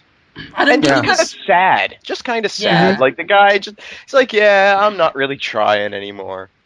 It's like with the Britney one, like, at least there was something to talk about. The guy's clear hatred for Britney Spears and probably all women. Whereas this one, it's almost like someone who was a fan of Miley Cyrus but had to do it to get paid was asked to do that one. And it's like, well, I really like Miley. I don't hate her like I hate Britney, but I've got to do this to pay rent. So, I'll try and be nice. Seems like a nice girl. From what I can... Lonely love holes, though? Lonely love holes? What is that even... Does she sing a song about loneliness, or are they just projecting their own lonely feelings? What's a lonely hole? She must have done a song with lonely in it somewhere. It was the same with the toxic one. They choose really bad... I bet she's got a song where it would work better. For some reason, they love choosing really bad-sounding song titles to describe these aforementioned love holes. Achy love holes! Yeah, that makes I'm not attracted to someone who's... Fuck me in my aching vagina. Yeah, my mouth really is sore and chafed. God, my ass is old. It feels so tired. Oh God, it's yawning around your dick. Yeah. Hardly turns me on. I want young, effervescent love holes. Sure, what a nice idea. Yeah. Okay, so here we go. Make some noise. That's a song. That's a song that totally could have used. Noisy love holes. Yeah. Noisy love holes. Get inside her old blue jeans. That would have been good. Yeah. I don't Oh, understand. man. Maybe we should do this, like, professionally. We should pick a celebrity every week to degrade and humiliate. Well, that's not exactly what I had in my. I was joking, by the way. I don't Let's want start to with Robert Downey Jr. Oh my God, it's Robert Downey Jr. Yeah, let's start Let's with do him that. then. 3 iron love holes. Poor guy hurt his ankle. Yeah, Feel bad grab for those him. ankles and get to work. Whoa. Wow, that was You really are neat. good at this, Holmes. Angry Man. Oh, I learned it by watching you guys. I learned it from watching you. I love that commercial a lot. There's other things. Did you guys want to talk about? I thought it was really interesting that the week started off with Michael Pachter saying that. Oh God. Jokingly saying what? Oh You don't want God. to- No. Go on. No, it's been interesting. He started off the week by jokingly giving a ribbing to Nintendo fanboys, as he called them, saying they'll buy anything with Nintendo written on the box. They just buy a cardboard box as long as it said Nintendo. And then just I think today, one of the developers from Assassin's Creed said that Nintendo gets away with murder as long as they have Mario on the box. They can put out as many games as they want in that series. And then went on to say that Japanese developers in general get a pass because people are racist towards Japanese developers. I'm like, let them off the hook for having bad stories in their games and named Bayonetta. And he wrote a great. I think his point was that they were condescending to him. Is that we're it's condescending of us to, let their less than sensical stories slide because, they're different. It's just different over there. Yeah, it's like treating them as if they're children, and I don't think that that's what's going on. I think that sometimes the stuff doesn't come across culturally at all, as Jim put, and the localization has to be a factor in that too. I mean, It's just too many ways that can go wrong. There were both instances, both Pachter and the Assassin's Creed developer, was guys saying, well, I don't understand why people like this stuff, so they must just have some weird illogical thinking, be it like blind fanboyism or just giving a pass to an entire country's worth of game developers, which I think is just kind of goofy. I mean, I like nonsensical stories more a lot of the time. It's more interesting to have a really weird storyline. Like Silent Hill doesn't make a lot of sense, but it's great that way. And if they toned it down and made it kind of more face value logical, I'd be less intrigued. Look at the popularity of anime. Now, most anime is nonsense. It is nonsense, but that's what makes it enjoyable. Dragon Ball Z is a nightmare of just colours, but it's kind of compelling. I say that with love, there's a gloriousness to the ridiculousness of Dragon Ball Z. Some people like gibberish, and it's not racist. I mean, what got me was this guy saying, you're being racist to Japan by condescending them, by telling them that their gibberish is good. To me, it sounded just bitter that he's like, I don't understand why people like this stuff I don't like, so they must be condescending, just coming up with words. But maybe he just doesn't get what's good about that stuff. He sounded condescending more than anyone. Hutchinson. That is, I forget his first name, Andy Hutchinson or something, creative director of Assassin's Creed 3, who said this, that there's subtle racism going on in the industry with people pretending that Japanese games have good writing and that Bayonetta is isn't that kind of racist shit to say towards Japanese I thought games? it was. I think by saying, oh, how could you like those wacky talking Japanese people? You must be patronizing them. And ironically, I mean, this happens a lot. People who argue for someone. I do it all the time. I won't pretend I'm better. You argue for someone and you sound more patronizing than the people you're accusing of whatever ism you want to accuse them of. There are lots of things I can complain about Japanese plot lines. Like, the very few that I can understand what happened, I go back and look at it a little more closely, and it's pretty much just Journey to the West. It seems like they only have a few kind of, things that they really work with that comes across to us. But that's what it is. And, I don't know. I don't think the stories are necessarily bad all the time. Bayonetta's wasn't about its story at all. I don't think that's the key of it, Conrad, is that we have a idea about the priority of story in this country, but in Japan, it's like there's stuff happening. It'll make you feel something, but if it makes any sense or follows any kind of logical narrative, that's not the same priority over there. If you watch Akira, the movie, which I love, narratively, it's just a bunch of stuff just happens in a row, and then a man turns into a giant bag of flesh with fingers sticking out of its cheeks, and then he explodes, and then it's over. It's great. And that one actually makes more sense from a plot perspective than most of the animated films I see that come out. Well, to be honest, it makes more sense to me than Assassin's Creed does. With some of the convoluted shit that happens in that series. That was a thing a lot of Distracted commenters were pointing out. It's like, a guy working on Assassin's Creed is saying that the stories in Japanese games are gibberish, which again might be part of the source of his bitterness here. But it's like, I think Westerners attack something like Gears of War more readily than they attack something from Japan. Isn't racism so much as familiarity breeding contempt. Sure. In the West, we know intimately a lot of tropes and cliches and stereotypes in Western entertainment. So when something like Gears of War comes along, and I've got no problem with Gears of War's story. I enjoy it for what it is. It's a nice popcorn munching bit of nonsense. But when it comes along, you see these muscle-bound meatheads with guns and glory and, stick it to the man, yippee-ki-yay, aren't we blessed to have American accents kind of thing.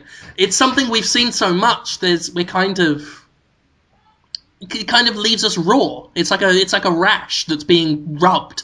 It's boring. Seen it a million times. Whereas a lot of Japanese stuff you have not seen a million times. So you can say they're getting thing for dinner 4 nights out of the week. Yeah, really. But some of what he says is correct, because I have played enough Japanese games to recognize some of the tropes to where I'm getting sick of them just as much as I'm getting sick of Western ones, I've had enough of the young boy hero who gets into a love triangle with a rival who goes, "Nah," all the time to show his sneering contempt. I recognize these, and I'm getting tired of them, and obviously I've criticised the last story as I did, although not so much for the story. It was actually their attempts to be new rather than old that undercut that one. But Final Fantasy 13, obviously I've talked about a lot. Just the story in that, just the po-faced misery that's in so many Japanese RPGs, to the point where when there is a sad scene, you can't tell, because it's just as miserable as the happy scene. That kind of stuff pisses me off. I think a lot of people point it out. I think there is a lot of criticism of Japanese storytelling out there that this guy's not paying attention to. And the Japanese are criticizing it themselves. That's why they made Xenoblade the way they did. It was like, we're sorry. Take this swashbuckling, happy runaround world instead of all the frowning, half-naked love triangle. Damn right. Boring. Yeah. And let's not pretend. Good. Let's not act like the Western press is giving free passes to Western games as well. Because doesn't Assassin's Creed get rave reviews from almost every outlet? It's pretty much. Weird. This guy, yeah. Heavy Rain, that's the one I pointed out. I think Heavy Rain's story is, if you're going to use the word gibberish for anything, I would point to everything David Cage does, and many consider him like some kind of leading light, some kind of saving grace to the industry. It's because of opinion degradation, where 6 months after a game comes out, everyone starts agreeing with me when I first reviewed it. It's easy to forget that when Heavy Rain first came out, reviews outside of mine were calling that the best fucking story this industry's ever seen. There were people saying that of Heavy Rain. You know, calling David Cage a genius, saying it was so emotional, and you'd have to be a father to understand. All this bullshit, all this effluent, going on and on about how great it was. And, you know, 6 months down the line, a lot of people agree now that it wasn't that great as a story. And the same comes with a lot of these art games that come out, like Dear Esther. Just a load of vague, barely coherent mumbo-jumbo, presented in such a way as to obfuscate and trick us into thinking it's deep and emotional. And people fall for it, hook, line, and sinker. And we see this a lot. Fucking The Path. Ugh. Oh no, this shit comes up, and people give it a free pass, and it comes from Western developers. So, you know, I don't think it matters what country it comes from. People will give free passes to bullshit, but there'll be just as many people calling the bullshit out, and just as many people praising the good stuff that comes out, you know. Yeah. And also calling the press out on being racist for attacking Gears of War's story. It was actually another developer who criticised Gears of War and called it the worst thing ever written. Dead Space developer, visceral guy, yeah. What else did he say that was stupid? I like this guy. This Hutchinson guy, the Assassin's Creed guy. He's going to be the next Dennis Dyack. Because people have been putting out all these other wacky shit he said. In that same interview, he called Assassin's Creed 3 a new IP. He said we got Assassin's Creed 3, which is a new IP, and straight away the interviewer from CVG said it's not, and the guy said, yeah, it is. If Irrational can win a Best IP award for BioShock Infinite, then we can call out Assassin's Creed 3 a new IP. And it's the 5th game released this generation. Is it the 5th one? Oh yeah, Brotherhood. I can see his point. I can see where he's coming from there. Yeah, because really? he was drawing the comparison to Irrational Games and saying, well, if they can, get a new IP award for BioShock Infinite. Now, I don't know who gave them that award, but if someone gave them a new IP award, then I would say Assassin's Creed could qualify for that as well. Well, that's very generous of you. I think that... Well, no, it's just that BioShock's not a new IP. But communist Russia called Stalin a hero. That doesn't mean we get to. But BioShock Infinite... Well, I don't know. It depends on your I'm going to shut up now. That's but I thought BioShock Infinite was pretty different from BioShock. I should point out Hutchinson wasn't trying to make a point about BioShock Infinite. He started by calling Assassin's Creed 3 a new IP, and only when he was called out on it did he scrabble for the... Right. I'm just saying fair due for the backpedal. Oh, it was a well-executed backpedal. Like, the Olympics just ended, and I know they don't offer medals for backpedaling, but I think you get bronze with that. Yeah, I'll buy that. Can you hear the fucking kid is playing Family Guy really loud in the background? You guys, is it coming through? No. Sounds great. I've just had it's distracting me. I will assume it's fine. If the listener's got a problem with it, whatever. What were you talking about? Oh, Hutchinson. 20th Century Fox. I was going to talk about other stuff, unless you guys want to. But the point is, that man's hilarious, and I have a feeling he's going to say lots of funny things as we go towards. And keep an eye on the guy. I'm thinking the next Molyneux / Dyack / the other one, Cage. I hope so. We need more guys who are on the bigger side of the industry who are willing to talk, because so often they just hide behind PR. See, you say that. What I mean is, we need more wacky fucks saying stupid shit. Well, he may be a great guy and just said some stuff that one time that was silly. I've certainly done it. He's a wacky fuck. See. Yeah, so far so good. Bless him for that. Bless his condescending racist heart. Yeah, as long as he's not physically punching anyone, I won't get mad at him. Sounds fine. What other stuff happened this week? A lot of stuff happened. Girlfriend mode. Oh, I don't want to talk about that. Okay, don't talk about that. Hot stuff. I wrote a PSA about the Wii U console gamepad not being a tablet, and people got very angry about it. And I had some really interesting discussions on Twitter afterwards about it that helped me to see the bigger picture. I didn't realize that tablet had so many meanings. Some people were saying it's anything with a 6.2-inch screen. And then I showed them some stuff that's called a tablet that only has a 5-inch screen, and they said, oh, I changed my mind. Then some people said it's anything that's like a magazine-shaped thing with a touch screen. I was like, oh, okay. So I guess just, even a magazine, if it had a touchscreen in there, would be a tablet. I thought a tablet was something that has like a multi-touch control that the screen, it takes up most of the device and doesn't have a bunch of other stuff. But it's an ever-evolving thing that has ever-evolving definition. But at the same time, it's kind of like, I don't know, what do you guys think? I'm going to throw this one out there, and I want to see what you think. Sound okay? Or am I losing you? I actually could not give a shit less as to whether or not people refer to the Wii U controller as a tablet. I think that is just such a pointless, useless argument. Who cares? Call it a tablet, don't call it a tablet. Why is it relevant? What if they were to call the PS3 a personal computer? Well, what if we call the Steam a personal computer? Here's the thing, though, Jonathan. Yes, Jim? Saints preserve me for getting into this. Okay, Jim. I say this with, holding onto a rope so I can be pulled out of the portal. Well, it's like certain ones of these discussions that we have, certain semantic conversations that we have, things like the casual versus hardcore conversation, or even the art game conversation, things like that, things that we shouldn't enter into because they're just not, but they serve a purpose. They serve a value.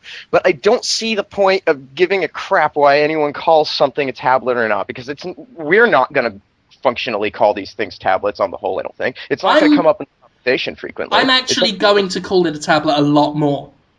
Oh, God. That was my encouragement. When I saw the article that Jonathan wrote last Sunday. Was it Sunday? Mm-hmm. It was Sunday. I think so. Yeah, I resolved to start calling it a tablet pretty much every day, even if I'm not talking about the Wii U at the time. Okay. I'm just every day, at some point, I will just say out loud, the Wii U's tablet controller is a tablet controller.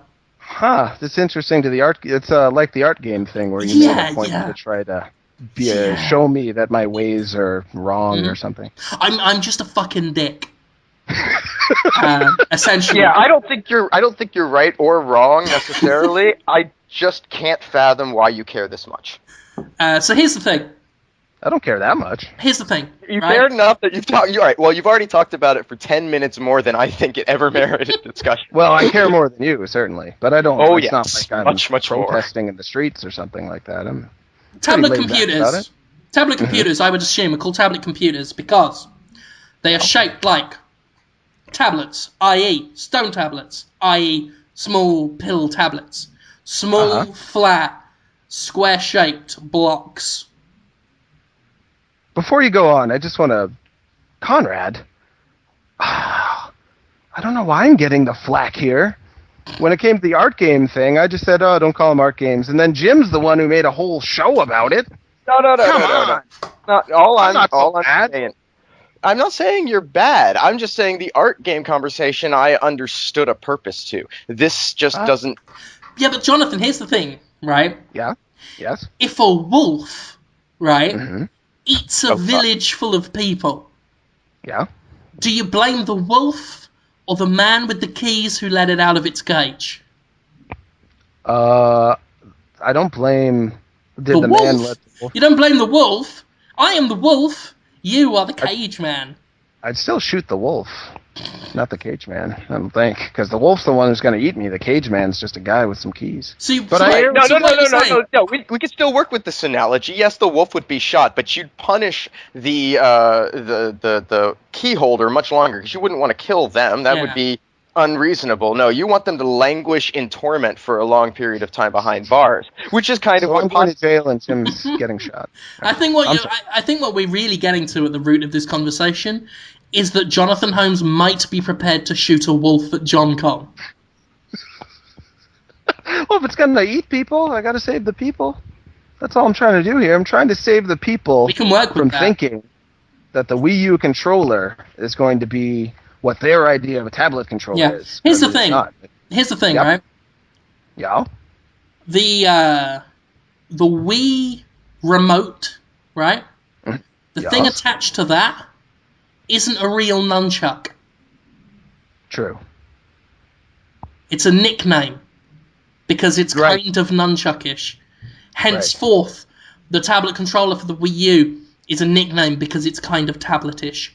In the same way that tablet PCs aren't actually tablets because you don't put them in your mouth to stop a headache, or you don't carve the 10 Commandments on them. Right. But because they share properties with a tablet, they're called tablet PCs. And because the Wii U controller shares properties with these other tablets, be it tablet PC or the 10 Commandments like what Moses had, we call it a tablet controller. And people know it's not a tablet. It's just a fun colloquialism. It's a nickname. It's a way for you to differentiate between two different types of controller. You know, instead of saying Wii U controller and Wii controller, you know, you can say, well, the remote or the tablet. Yeah, just the same way that the Macho Man Randy Savage isn't really a Village People song. It's his nickname. He shares properties with the Village People's music library. But what if I had a 4-door car? Right. Right. And my nickname for it was a 18-wheeler truck.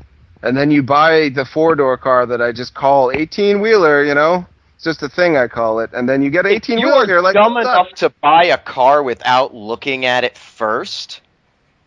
Well, people are pretty dumb. Analogy. That's Think a about terrible analogy. No, it's a good one. Well, we have lost to protect that. The thing is, that's false advertising. Fraud. Right? Yeah. That's what calling the Wii U controller. Not really, because Nintendo's not selling it as a tablet.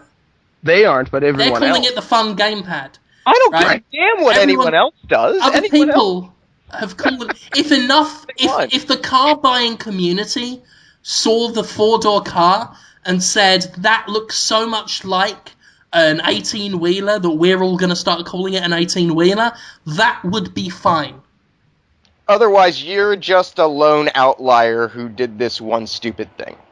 Yeah, if one guy did it, he'd just be a moron.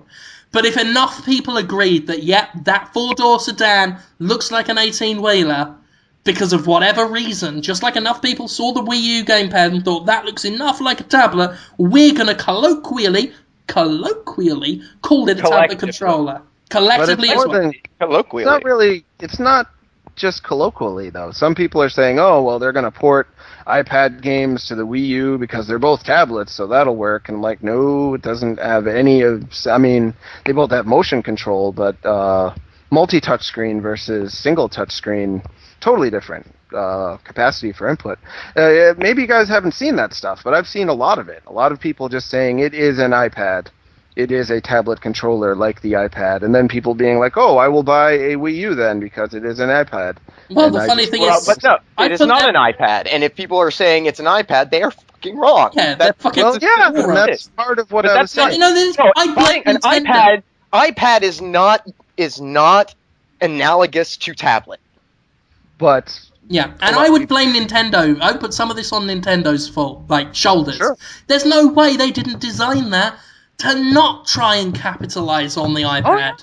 Absolutely, it's called the gamepad. I mean, it's not that subtle. And I've been meaning to actually ask Nintendo, because if Nintendo says, "Oh, it's a tablet controller," then I'll take it all back. Gamepad apparently has been a used word for... I don't see why... If Nintendo called it a gamepad control, if Nintendo called it a tablet controller... You should do the opposite of take it back. Then you've got a case. Then you've got them on false advertising. Well, I don't know. Because at the moment it's just a nickname, I don't know why this is a problem to you. Because a lot of people are saying, oh, I'm going to buy that thing because it's like iPad. So Let them! The morons! Are people more than you then, I guess? That's the problem? And if anything, the more people that buy it, the more... publishers might be tricked into thinking they've got a future on the system, and we'll get more games. People were tricked into thinking Kinect was going to do a bunch of cool stuff it doesn't do, and that didn't work out. People were tricked into thinking the Wii was going to do a bunch of cool stuff, too. That, too, see? So any sort of telling people, hey, this thing isn't bad, but it's much more like its 3DS bottom half than it is like an iPad. So just so you know, I don't really see why that was so bad. All right, here's the thing. Here's the thing that I'm realizing. I made an interesting observation the other day about. I was on Twitter and someone said something about the Fox Nation Twitter account, like seeming like it was going off the rails or whatever. Mhm. And I went over and I looked at it, and it had less than 70,000 followers. Now, I mean, this is the Twitter account for Fox News's like community, and it numbers less than 70,000 people. That just says to me how little penetration our online conversations, what we consider the discourse that goes on around us every day, how insignificant it is in the larger scheme of things. So I think the amount of people who are possibly going to be deceived by this kind of chatter is relatively low, and second, the people who are going to be affected are among the more tech savvy and aware because they are connected and able to see these conversations occurring. So they are more likely to have a better chance of being informed consumers. And then when the big message goes out on the talk shows and so forth, on the launch and all of that, they're not going to be calling it a tablet controller. If they are, they're going to be clarifying what that means for the consumer that's buying it there. I don't see this as a risk proposition. Okay, well, point taken. But I thought, well, hey, why not? This will be a good Sunday post. Just let people know. It's not really a tablet. Oh yeah, sure. No, nothing wrong with making sure people know. But yeah, it's not. Yeah, we'll see. I hope so. A lot of the people who were talking to me about it afterwards, it was really interesting, at least to me. They were saying, well, you don't understand. If you don't read tech blogs like every day, like we do, then you don't even know what tablet means, because the definition for tablet gets evolved by what tech blogs say about it every day. And now they're not calling 5-inch screen tablets. They're now called phablets. It's like a phone tablet. I'm like, oh, okay. And they take... Really? That's what they're saying. Oh, for the love of God. Tablets. Okay, now you know what? I'm not going to read tech blogs anymore. But this was after I wrote the post, so it's not like I thought to myself, oh, well, I write a blog. Tech blogs wanting to make themselves feel important and tastemakers. Right. And I wasn't trying to mimic them by trying to define what tablet was. But after I heard that, it made me realize what we write about could very well help define what these words mean. It's pretty interesting. I think it's interesting. I don't know. Are you guys bored? I'm sorry. Did I bore you? I feel like a jerk. Dude, you guys let me go off on a rant for like 3 minutes. So, whatever. Not too bad, right? Is Jim bored? Jim's gone. Oh, yeah, I think Jim's gone. Yeah, he doesn't. Yeah. Listening to the fabulous chat. Thanks, Jim. How's Family Guy? Thanks for talking to me about the thing, guys. I enjoyed it. I enjoyed it. I feel like you guys helped me understand my folly while still respecting my intent and my ideas. That's the best kind of way to get corrected by your friends. Thanks, My penis isn't called Jonathan Holmes' fucking future. It's not really that, but I've got it tattooed on the end of it. So, nicknames. Nicknames. They make the world go round. Nicknames are cool, but nicknames can be misleading. That's all I'm saying. But hey, maybe in the long run it'll just be, slang. No probs. Should I do questions? You guys like those? Yeah, let's do that. Is now the time? Now is the time. Let's do it. Podtoid questions. I'm typing it on the Twitters. Man, I was sad when I was reading the word "come" so many times. I felt like I was getting, I don't know, tickled. Are you one of those folks, do you hate it in its entirety, or is it just when it's spelled C-U-M instead of C-O-M-E? Just C-U-M. Yeah. Just C-U-M. Some people really hate that. Yeah, I do. It just makes me feel like I got touched, It's like, oh, I don't want to be that close to you. Mm-hmm. Well, I typed it. Did I tweet it? I twatted, I think. Tweeted out. My internet's a little weird. Sorry about that, guys. Twat. Maybe I didn't twat it. Maybe I didn't twat it. Maybe you guys should twat it too. Want to twat it out? No? No. I'm looking.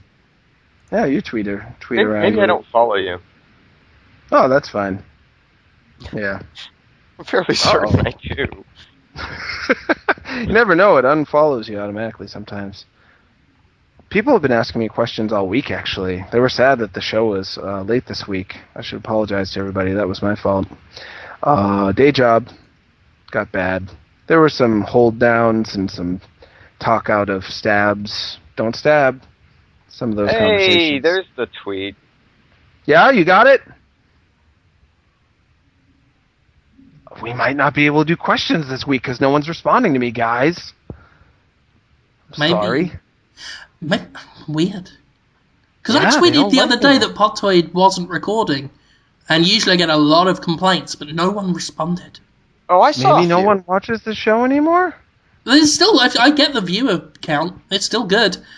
Yeah? Maybe Twitter's blocked it because we're so horrible. There were some. I saw some posts from people that were very disappointed on Twitters. Yeah. Doing it. Well, all right. There are a couple of questions happened. Yeah, like where the fuck is Podtoid, you anal miscreant? When Jackson Podtoid Hadley coming asks, up, had to listen to Humble Anal Caretaker. Sorry, go ahead. That's okay. Humble anal caretaker? What'd you say? We'll get back to that later. Jackson Hadley asks, will Jim be playing Guild Wars 2 next week? What's a Guild Wars? Is that a MMO? Yeah, that's that new MMO from, oh god, I'm so embarrassed I can't remember the name of the company now. But yeah, Guild Wars 2, it's really good. I played in the beta a couple of times and really enjoyed myself. Huh. Are you going to play it, Jim? I might give it a go. My father-in-law actually is a huge Guild Wars fan, very much into the original. A lot of people hold it up as sort of the example of what an MMO should be. Yeah, I might look into it. I feel out of my depth because it's not an IP I've ever really explored. But if I get the opportunity, surprisingly welcoming. It's it didn't feel like there's some established lore in there, but if you're just along for the ride, I think it'll be fine. It seems like it introduces elements fairly quickly. Cool. I might give it a go then. Yeah, good I liked it. I liked both of the beta weekends I played. I'm sad about MMOs though. You know, Dragon Quest X's an MMO and nobody bought it in Japan. Normally they sell like 2 million in their first week. This sold like 400,000. I feel like trying to MMO is gonna hurt guys. I don't want to see guys get hurt. You know. I'll level. I'm not, particularly a fan of the genre by and large. I don't usually have the kind of time investment available to make that enjoyable for me, and so I don't play them as a rule. I mean, I used to play pen and paper tabletop role-playing games, and that's that's also a very time-intensive thing in that, you have to spend 6 hours maybe doing the game, but if you're running that campaign or whatever, I mean, that could be a week of preparation, a couple of hours a night to lead up to it, and so on and so forth. So, and I used to do that kind of investment. I get what it's like to have that kind of investment into a character and creating a life and that sort of thing, and I just can't bring myself to do it. And I think that more and more people who were interested in doing these things have grown up and gotten jobs and have less time and have to make priority decisions, and I think the market is shrinking, because it's aging. And the generation who's young enough to enjoy it, they just plug into the ones that are already really big because that's where all the players are. So, well, and there's free to play for those people. The new generation is coming up on free to play because they don't have to pay for it, and they don't have income to spend on these subscription based games that may or may not be better. I'm sorry about that van backing up right outside my window. I enjoy it. It gives me a sense of place. I'm really imagining you near a truck. Yeah, I'm very near a truck. It's very, very near me. I'll do another question. Oh, unless you want to say more comments. No, I think that's really I think the MMO market is something that we're going to see less and less of, and I think the dependence on that's going to decrease. We're never going to become disconnected, but I think social play, asynchronous play, those are really long term what we're going to be seeing. You're so smart. Yeah, with your talk, you're smart. Levitt0, he asked this twice, so I really have to ask you guys. Could Rocky beat Batman if he had 5 or 6 training montages to prepare? Anybody could beat Batman in Dark Knight Rises because he's just a frail, lame man. I could beat Batman in Dark Knight Rises. Rocky definitely could. Anybody could. It's just a joke. That movie. Oh, what do they turn Batman into? What a frail, boring dude. Anyway, what do you guys think? Have you seen the music video for Batman Maybe? It's the parody of Call Me Maybe, but with Dark Knight Rises, and it's Blake talking to Bruce Wayne in the East Wing, you know, that scene, except he's doing it as though he were Carly Rae Jepsen. I'll watch that. Oh Sounds my good. god, it's absolutely fucking amazing, and I'm grateful for the existence of The Dark Knight Rises, if for no other reason, because that video now exists. Any Bane in there? You know I love Bane. There's a little Bane in there. Yeah. Oh yeah, there's All a right, little bit of everything in that film that winds up in that video. Sounds It's better than the really movie. that film. It is, I think. I'll watch it. Jim, your thoughts? None? No. Understood. Thanks, Jim. People are just telling us to get old members of Podtoid on an episode, which would be fun to do. I think we should do more guests again. That could be good. Do we have opinions about who we'd like to see in PlayStation All-Stars? Shadow Boy Tyler asks, and lets us know that he really wants to see Robbit from Jumping Flash in the game. So that could be good. Any Sony characters you're really hoping get in there? No? I think they have them in there, pretty much. Like anyone that I would think of that I actually care that's actually a Sony character, I think they're in there. I didn't catch the latest reveals because I was busy doing other stuff, Gamescom related. Have they put Daniel Fortescue in it yet? I don't think so. That's my guy then. Who's Daniel Fortescue? The main character from Medieval. Oh, yeah! Oh, I did like him. He Yeah. was a good mascot attempt. I think he was rumored to be in All Stars, but I think he's so. Mind you, I was going to say he's kind of irrelevant, but he's actually been more recent than Parappa the Rapper, so I guess there's a chance. I would like it. They should talk to Koei, get Guitaroo Man in there as well. Oh, yeah. That would be good. I mean, I wouldn't mind seeing Maximo appear. That's Capcom, but pretty. Yeah, well, that's what I'm saying. If they, if you want to branch out to things that were only on Sony platforms and talk to third parties, that would be interesting. But in terms of what Sony's got on offer, it's in there. I don't know about that. I'm sad that there's no Loco Roco. Being a Loco Roco fan, I'm sad there's no Patapon. I love the Patapons. Don't you? And what about, like he mentioned, Robbit, Jumping Flash? Crash Bandicoot was very closely associated with the PlayStation 1 brand. I didn't even like the games that much, but it would just feel right for him to be in there. I think there's a lot of stuff in there. Screw Bandicoot. Who? Cortex. Cortex? Yeah, or side characters like that. I'd like to see PJ Barry.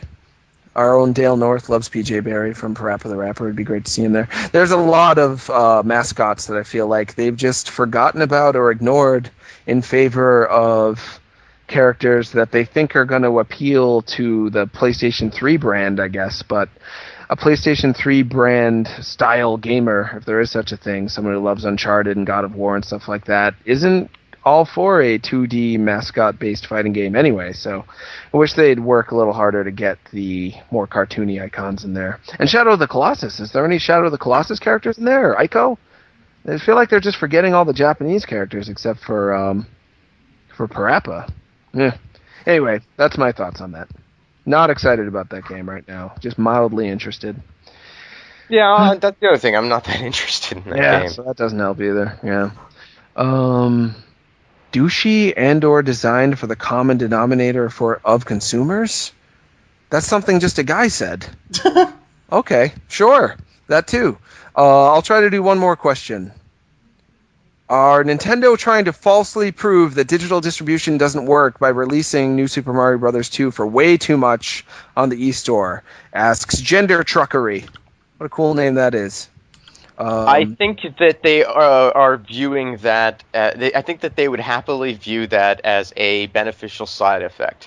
It's a win-win situation for them by pricing it this way. If it's successful, then the market's totally open for them. They're well aware of that. It's proven, and they've proven that people will pay anything to buy Nintendo products. And if it doesn't work, then you say, well, online distribution is just not working. So we're going to back away from it. It's just not time yet. People aren't ready. So you think they've thought it? I just don't think they think it through that much. I think they're like, oh, Yeah, just put it on the store for that price, and then whatever, just move Yeah, on. I don't think you're giving them enough credit. I think they're very, very smart.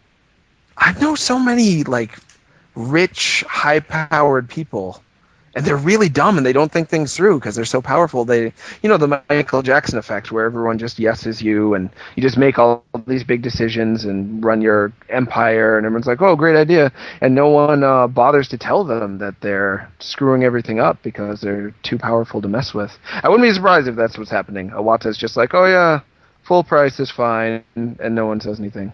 I do think that they are making a mistake. I think that Valve has demonstrated that with aggressive pricing and event-oriented promotions, that is the direction digital distribution becomes highly profitable. Mm-hmm. I think they're just recoiling.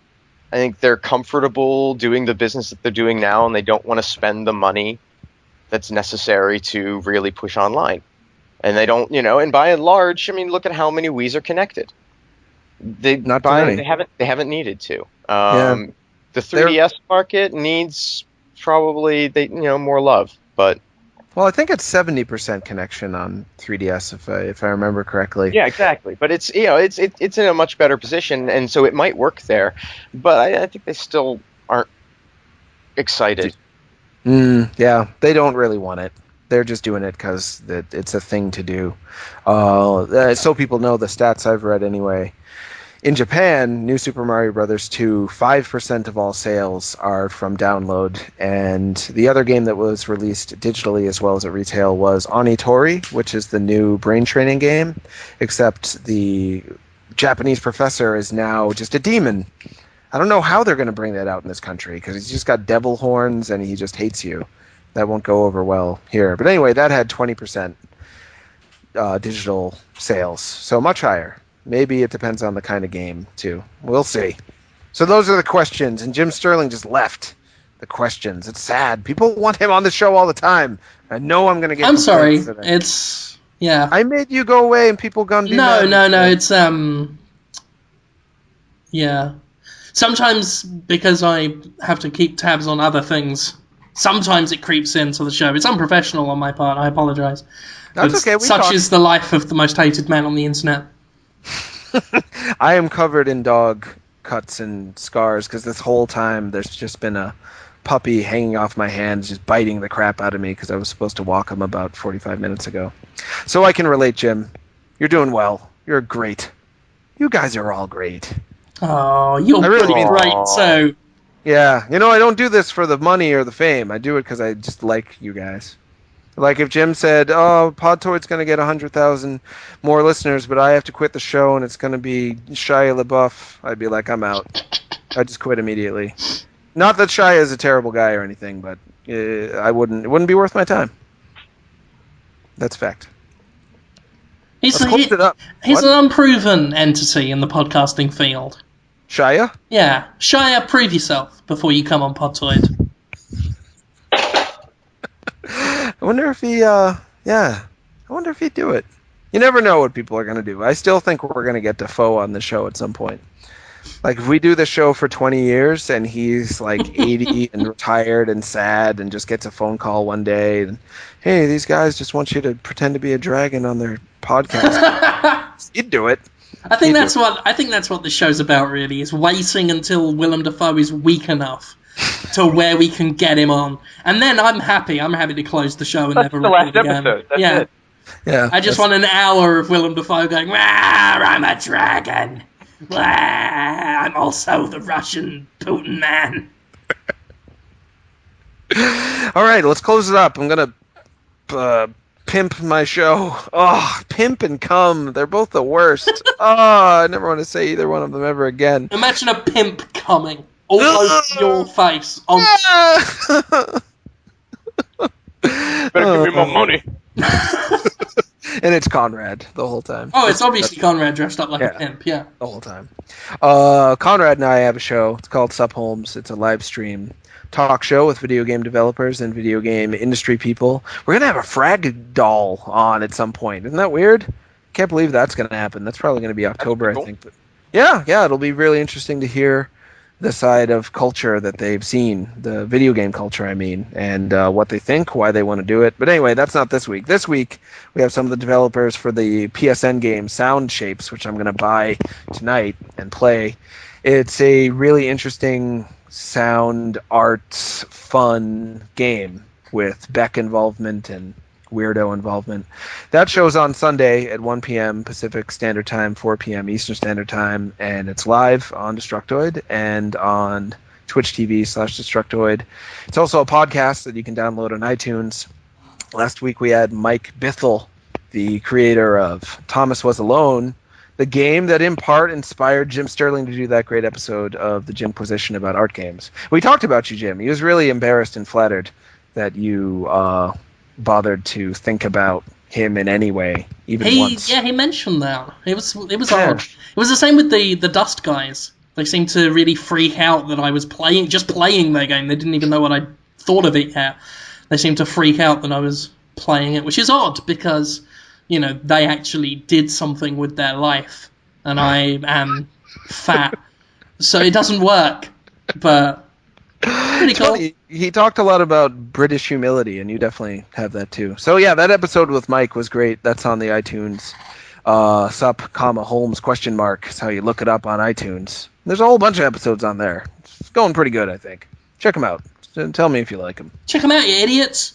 I think that's all I'm doing. What are you doing, Conrad? Well, I'm going to do a final editing pass on the Symphony review right after this, and so that'll probably be up on the site maybe early tomorrow, so right after this comes out. And I'm working on a couple previews that I can't talk. Saturday Morning Hangover. I'll be hanging out with Jordan DeVore. We'll be playing the latest Xbox Live Indie demos. That's Saturday morning, 10 a.m. Pacific, 1 p.m. Eastern on Podtoid.tv. So that's where you can catch me next. Check that out, motherfuckers. How about you, Jim? What do you do? What I do? What have I done? Reviews happened. I'll pimp Alistair as well. Alistair Pintoff kicked off a pretty heavy review week and a very heavy Gamescom week. He reviewed Sleeping Dogs, which I've been playing this week. It's a fine little game. But Sleeping Dogs, he gave it a 9. And check his review out. I also reviewed Darksiders 2. I gave that a 9. Really liked that. Yeah, also, I gotta buy that. Yeah. Oh, sorry. It's good. Enjoy it. I also reviewed Last Story, as we spoke about earlier. It was a sad review. It makes me sad. But you can check out what I thought of that. I'm buying that, actually. Well, I hope you enjoy it. I'm envious of the people that can enjoy it. You know, I won't call them idiots. I won't be angry at them for liking it. I am sad for myself, and I am happy that they will enjoy it. I said in the review, I'm glad it came out. Mm-hmm. I'm glad it's here. I'd rather have a bad game on a shelf than no game on a shelf. You know. And it had some good parts for you. I played the Japanese version a lot. Not that far, because I didn't want to spoil too much. And I had a good time. Well, we'll see what I think. Best of luck with it. Thank you, Jim. But there's that. Also, at the time of recording, just as we started recording, I had published a new Blatantly Better article on Destructoid. It's called How Xbox Live is Blatantly Better Than PlayStation Network, or PSN. Most people got the point of it. Some people didn't. It's a fun article. It's a joke article. There's a thing between total seriousness and trolling called jokes. People, it upsets me because they either think you're being stony serious or you're trolling for some ulterior motive. It's like, no, sometimes people just tell jokes for laughs. And please, if you read it, I'm going to interject. Because if you think it's funny, well, you just comment and say, oh, that was funny. Because sadly, it's just the people who take it deadly serious or think you're trolling that comment a lot of the time. So be vocal, people. Let us know that you think we're not that bad. Actually, for change. To be fair, a lot of comments were very nice. A lot of comments got with it. It's happened a lot. In the old days, there was a lot of people arguing and shouting. Destructoid's mellowed out a lot. In many ways. Even the Last Story, even the comments on that, where most people were reasonable and nice, even the people that disagreed, which was awesome. It was awesome. That's what I want. That's what I wish would happen all the time. Maybe then, after 5 years, I wouldn't get migraines every weekend. But, it's awesome. Fair enough. I'm really glad that people are mellowing a bit. Maybe it's the end of console thing. Who knows? Maybe, the new cycle begins and the shit hits the fan again. But for now, people are being cool. Even N4G had obviously responded to the blatantly better article. And even N4G, some of them got the joke. Good for them. Gold star. I don't read that one. No offense to them. It's just I don't need to read Reddit because I know what they think of me, and that's fine. And I don't need to see it again because it's always it's the same stuff being said. So that's cool. Otherwise, what else do I do? Jimquisition is on escapismagazine.com. This week I talked about Old Man Mario. He's an old man. Old Man Mario. That's what I almost 30 about. years, right? Yeah, he's been dirty old man. Like Aqualung. Hey, Aqualung! That is what I say to Mario. That's it. Fuck. That is it. I forgot I did that review. Is it worth telling people about? Oh, if you want people to read it. You reviewed Rhythm Thief. I did. They don't have to read it. They can if they want. I'm surprised. I thought more people would be talking about that one. It was a very anticipated game. They made like 3 of them. It was hard to get. I mean, I got the review copy eventually, but I bought it, and there was 2 in the store, and it's a weird game. Yeah, if you love Dreamcast feeling, you should buy it anyway. But some of the rhythm games, it's an interesting look at a failed attempt at a fantastic rhythm game. Some of them are good, but too many of them are too easy or hard in all the wrong ways. There's very few. They're right in the middle. Strangely enough, the Samba de Amigo games are awesome in Rhythm Thief. I can just play those over and over again. They nailed those. But many of them are just either, that was too easy, I'm done, or like this is annoyingly hard in all the wrong ways. But play it anyway. It's good. Samba de Amigo! Yeah!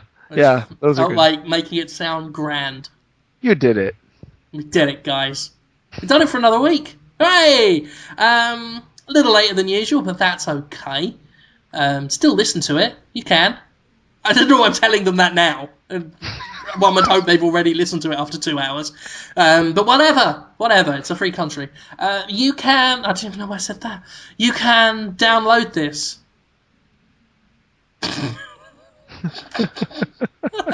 Where can you download this podcast? You could, if you wanted to. I mean, you've already downloaded it, but if you wanted to review us on iTunes, you could. That's always good.